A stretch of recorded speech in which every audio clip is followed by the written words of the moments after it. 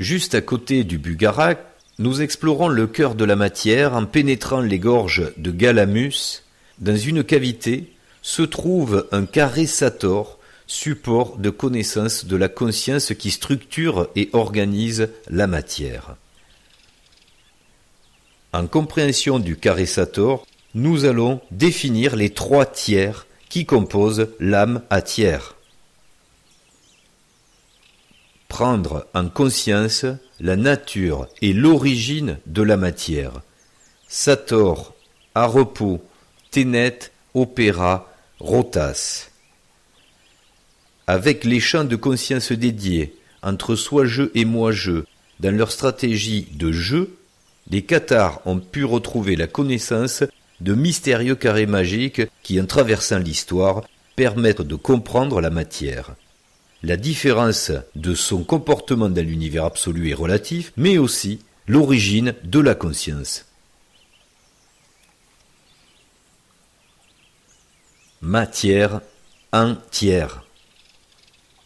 Le noyau comme un grain de riz au milieu d'un stade de 100 mètres de long avec l'électron gravitant en périphérie. Voilà l'échelle atomique. La vitesse électronique permet la consistance matérielle. La matière dépend d'une vitesse, donc d'une énergie de mouvement. C'est ce que l'on appelle le nuage électronique. Prendre conscience de l'échelle structurale de la matière, son fonctionnement énergétique de mouvement et l'ensemble de son organisation cohérente. Sator, à repos, Ténet, opéra, rotas. Intégrons le rôle de chaque élément sous l'influence des différentes forces en interaction en précisant la définition de chaque mot dans le carré Sator. Sator, ce qui est fixe, à repos, au repos, Ténet, tient, opéra, l'action sur, rotas, ce qui tourne. Autrement formulé, l'antimatière Sator, par l'action de fixation à repos, contient la matière rotas, animée par l'action dynamique opéra, stabilisée et orientée par l'axe Ténet. Ténet, l'axe qui tient par l'intérieur, maintient aussi l'organisation orientée de la matière. Du microcosme au macrocosme, toute la matière se comporte avec la même cohérence, des plus petites aux plus grandes interactions, des atomes aux planètes. Sator, à repos, Ténet, opéra, rotas.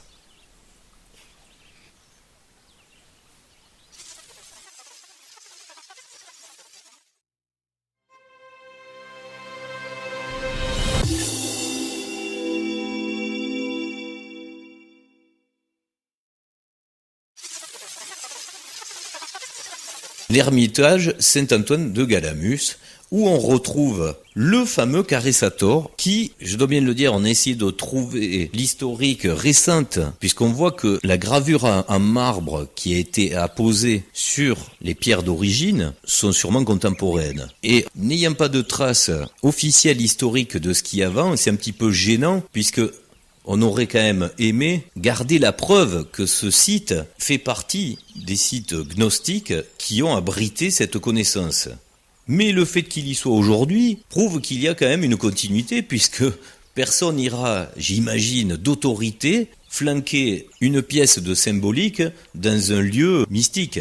Donc, dans l'explication de la compréhension de ce qui se passe sur un jeu d'échecs comme le nôtre, le fait qu'au moment présent nous ayons ce carré Sator, c'est quand même l'essentiel pour la vérification. D'autant plus que nous qui faisons partie d'une certaine continuité de ce qui s'est passé là-bas, nous comprenons les codes de ce qui se trouve juste au-dessus et qui pour le compte est vraiment ancien. C'est-à-dire le visage qui s'exprime juste au-dessus du carré. Et qui reprend exactement la même philosophie que celle que nous avions mise dans la grande rigolade de l'étang avec le héron, à part que là, elle s'exprime par le haut, le rond, manifesté par la bouche du gnostique qui se trouve au-dessus du carré et qui lui forme un rond. Bon après, soit vous adhérez sur ces compréhensions symboliques et là vous suivez un raisonnement, soit déjà ça vous paraît tiré par les cheveux et là vous abandonnez. Mais ce serait ignorer donc le jeu des réincarnations dont nous venons de parler sur la logique des suites qui a donné une destinée. Ce que vous avez vécu, on est tous la suite d'une histoire que nous avons tracée plus ou moins avec des mémoires, avec des ancrages pour pouvoir rattraper dans le jeu. Puisqu'il n'y a pas possibilité de mémoire continuelle, mais bien avec le 666, c'est-à-dire le sixième sens de l'intuitif, d'avoir, que ce soit en méditation ou en réflexion, à suivre les traces de ces fulgurances, de ces fameuses intuitions venues du sixième sens, 666. Et lorsque vous êtes dans cette démarche profonde, personnelle, ésotérique, qui vous est donc très propre, vous avez des perceptions qui viennent vous confirmer cette logique de votre propre histoire, que vous avez quelque chose à terminer quelque part. Ou pas, justement, puisque c'est pas toujours facile à retrouver. Dans cet ermitage, vous trouverez des explications de mystique symbolique que nous avons déjà expliquées sur d'autres vidéos et qui appartiennent au monde de Qatar et notamment avec le X, qui est la croix de la foi. On a déjà expliqué en détail la différence entre la croix posée par le plus et celle de la multiplication qui est donnée par la foi. Alors les carrés Sator qu'on connaît bien à travers le monde sont tous composés avec les lettres communément à l'endroit. Ce carré a quelque chose quand même de particulier et de supérieurement symbolique par rapport aux autres.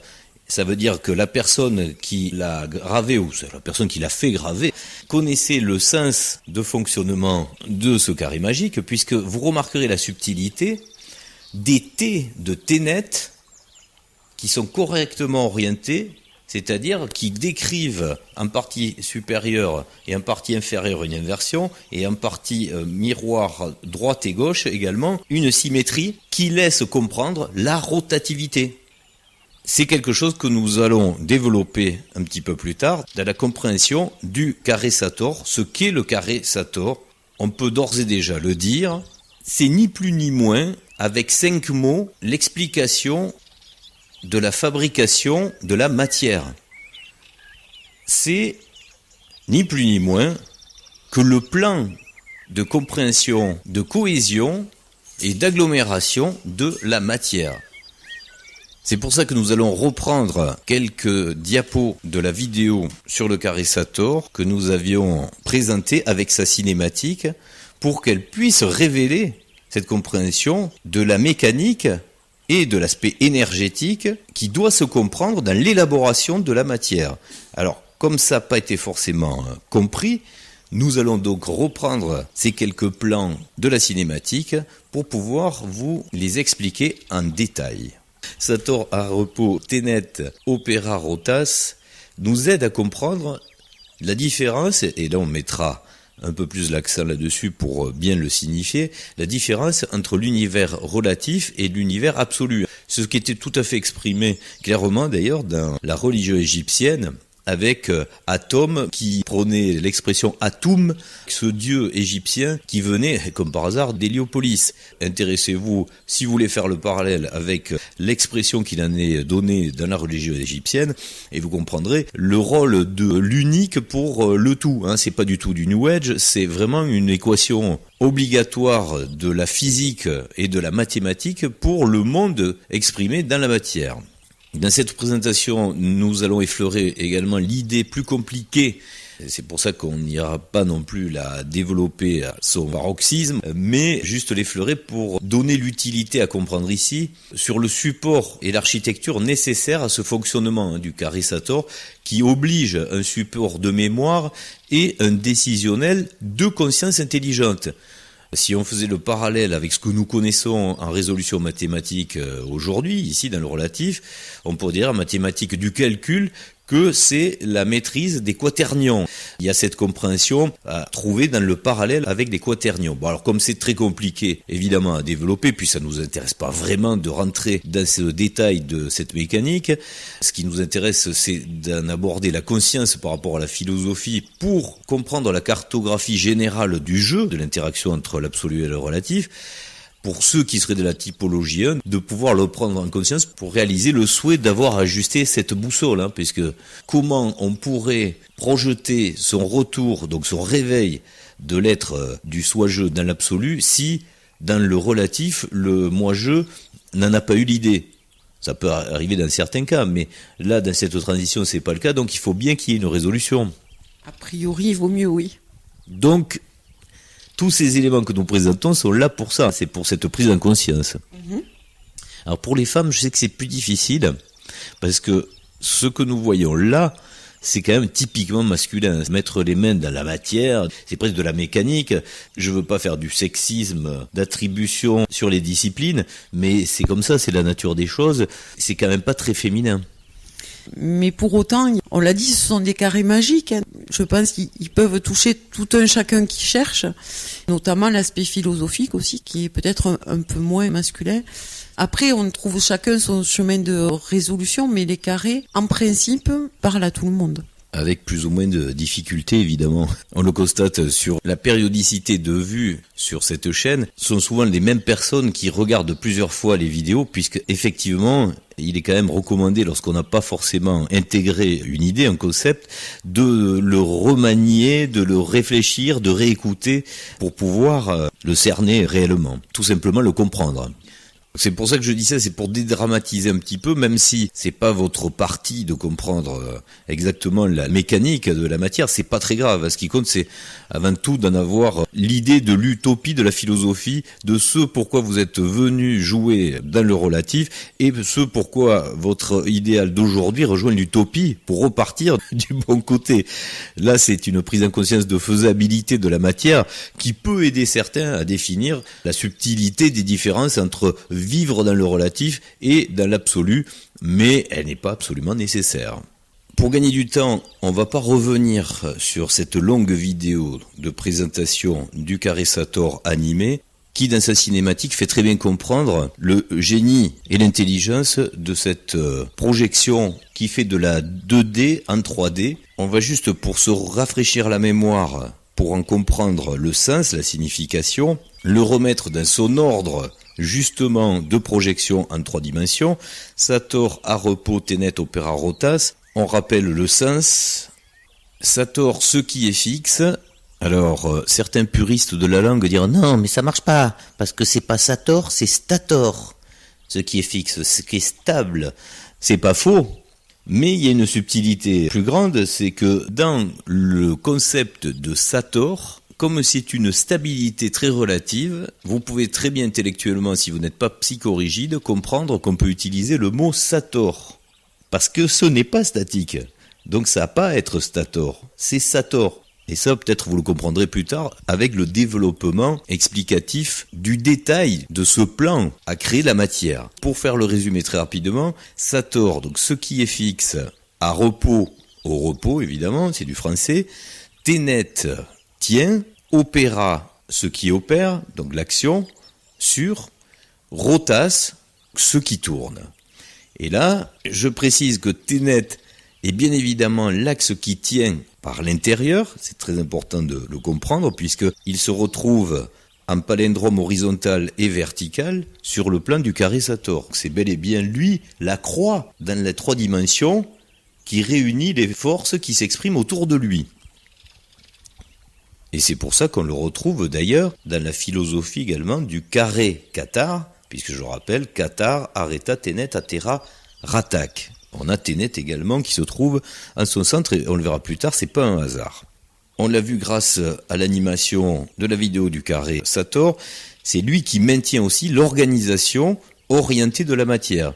C'est ce qui va donc déterminer un plan, une structure, une architecture de la matière pour qu'elle ait une cohésion et qu'elle réponde à une certaine intelligence de, et on le verra plus tard, quelque chose d'important qui doit être compris à travers la matière et même le mot matière.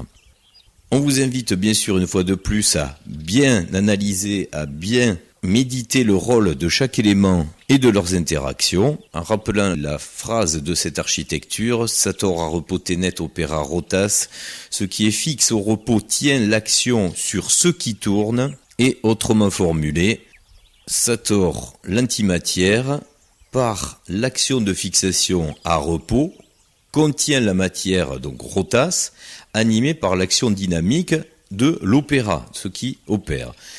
Le tout stabilisé et orienté par l'axe, le vrai terme d'ailleurs, il faut le prendre en 3D, serait un multi-axe qui est tenet.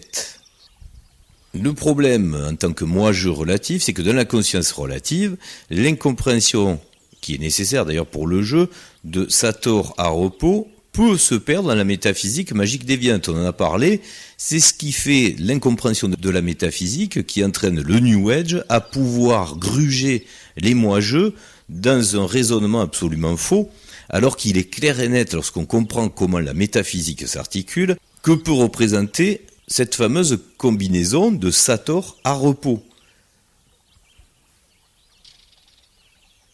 C'est d'ailleurs, on le redit au passage, le fameux mystère de la physique, dans la cosmologie aussi d'ailleurs, de ce qui est appelé la matière noire ou l'antimatière. C'est tout simplement l'aspect métaphysique. C'est la chose qu'on ne comprend pas encore dans l'équation, et c'est tout à fait normal, puisque selon le degré de conscience que vous avez en tant que moi-je dans l'étape du jeu, dans la chronologie du pentagone des résolutions, de par votre conscience, vous n'avez pas droit forcément à la même maîtrise de la physique et de l'énergie. Et ça, vous le comprenez lorsqu'on va développer un petit peu plus loin l'imagerie, la compréhension par l'image de ce qui est très petit, de ce qui s'opère dans la matière, c'est que cette cohésion qui tient les choses, qui tient les planètes autour du Soleil, qui tient l'électron ou les atomes dans une articulation de cohérence, c'est bel et bien pour nous de la métaphysique. C'est au-dessus de la physique exprimable et explicable par le moi-je du relatif. Nous en étions arrivés à mettre en forme ce qu'exprime la phrase du carré Sator avec ce plan-là d'articulation en 3D. Je pense qu'il n'y a rien à dire de plus, il est clair. Sator, c'est bien ce qui tient, la matière noire, ce qui est appelé l'antimatière, et qui tient à travers l'axe de Tenet et sa partie manifestée rotas, qui, elle, en fait, est le fruit de l'opération, c'est-à-dire de l'énergie déployée pour qu'il se passe quelque chose. Ce plan est réellement la mécanique de base de l'expression de la matière. Ni plus ni moins, c'est quand même quelque chose d'exceptionnel, une performance incroyable intellectuellement, d'avoir pu, je ne sais pas si vous arrivez à saisir la magnificence de ce plan-là, d'avoir pu exprimer avec 5 mots ce qui constitue le tout de la matière exprimée. C'est quand même quelque chose d'extraordinaire. Ça n'a rien à voir avec le paternoster ou des laboureurs, comme tu disais, qui charruent les champs. C'est quelque chose pour la conscience d'un individu qui est déterminant dans sa connaissance du zoom de ce qui fait son environnement et de quoi il est lui-même composé. C'est un peu le fondamental. Pour bien comprendre comment fonctionne cette mécanique du carré Sator et donc de l'organisation de la matière à travers ses plus petits éléments atomiques et électriques, il faut avoir une conscience des échelles de la matière. Nous faisons donc une représentation imagée pour bien faire prendre conscience de ce dont quoi nous sommes constitués et de ce qui constitue notre environnement de la matière. Et là, c'est malheureux, mais dans les référentiels que nous connaissons tous, nous allons nous servir du football. Ça va faire plaisir à tous les intellectuels, puisqu'on a tous en perception l'échelle que représente un stade de foot. Un stade de foot, c'est assez vaste, surtout quand nous allons préciser l'échelle atomique en proportion d'un stade de foot avec un noyau, le noyau de protons de l'atome qui se trouverait au centre de ce stade de foot, ce noyau qui aurait, on va zoomer, la taille d'un grain de riz au milieu de ce stade de foot. Donc ça c'est le noyau, et c'est au niveau des cages de but que graviteraient d'électrons. Il y aurait donc 50 mètres de vide entre le noyau et l'électron qui s'y rattache. nous vous laissons méditer et prendre conscience de tout le vide dont la matière est composée. Mais ça, c'est un raisonnement, si nous en restions à ce concept de vide, qui s'apparenterait aux mystiques de ceux qui fascinent avec le New Age, puisque ce qui nous intéresse, c'est pas le vide, bien évidemment, mais c'est plutôt la partie animée. Et lorsque vous prenez conscience, et on va le voir plus tard dans les diapositives qui suivent, que tout, du plus petit des objets jusqu'au plus grand, que ce soit une planète, que ce soit toute la matière de la masse d'un système solaire, d'une galaxie, appelle à cette réflexion, certes qu'il y a beaucoup de vide, mais qu'il y a quand même beaucoup de génie à créer une structure qui représente de la matière intelligente, qui sait se déplacer, qui sait garder sa cohésion, et qui elle-même est en déplacement. Donc une fois de plus, c'est quand même très insultant de dire que la matière n'existe pas, et que le temps n'existe pas, puisque pas de temps, pas de chronologie, donc pas de matière, on l'avait déjà expliqué dans d'autres vidéos. Il fallait avoir, tout d'abord, avant de développer, avoir cette conscience des échelles pour comprendre un petit peu mieux, au passage, les aberrations qui sont avancées par le New Age, et bien insister sur l'aspect du chronos, de la logique, de la chronologie nécessaire, donc du temps obligatoire pour qu'il y ait de la matière. Pour exagérer le raisonnement, si vous arrêtez le temps, vous arrêtez l'énergie, vous arrêtez la matière. Et une fois de plus, on est chez les nihilistes, il n'y a plus rien. Pour que la matière existe, pour que quelque chose se passe dans notre aventure, il faut obligatoirement la chronologie, il faut du temps, un ordre de succession. Et pour bien imager ce qui fait que la perception de la matière est possible, c'est bel et bien la vitesse des électrons autour du noyau, qui est représenté par ce nuage électronique, qui, à la façon d'une roue avec des rayons, s'il était arrêté, vous passez le doigt à travers, et lorsque la roue tourne très vite, vous ne passez plus le doigt à travers. C'est l'exemple le plus parlant pour avoir la compréhension que la chronologie, donc que le temps et que la matière existent bel et bien. On peut l'affirmer, la vitesse électronique permet la consistance matérielle. Pour imager dans les 3 dimensions, et ça reprendra un petit peu l'idée de la roue ou d'un ventilateur, lorsque nous arrêtons à un instant T le plan d'occupation volumétrique, certes il n'y a pas grand-chose, mais selon la vitesse de déplacement de tout ce qui crée cette organisation de la matière, dont nous verrons quelle est l'origine, puisque ça c'est important, il faut parler aussi de métaphysique, si on accélère le mouvement, on s'aperçoit que du rien, il y a beaucoup de présence au final, puisque c'est une vitesse et donc une omniprésence du volume d'occupation. Ce qui nous refait affirmer, et c'est là que la physique a beaucoup de mal, puisqu'elle ne peut pas arrêter l'instant, le temps arrêté ferait un spin 0, serait bien égal à pas de matière, ou presque pas. Puisque certains diront, mais le proton, le neutron sont bien présents. Mais eux-mêmes sont composés de quarks qui obéissent à la même règle de réflexion. Ça sert à rien d'aller le développer plus loin, vous en comprendrez les subtilités d'échelle. Vous pouvez donc d'ores et déjà balayer tous les New Age avec ces concepts de temps et de matière qui n'existent pas.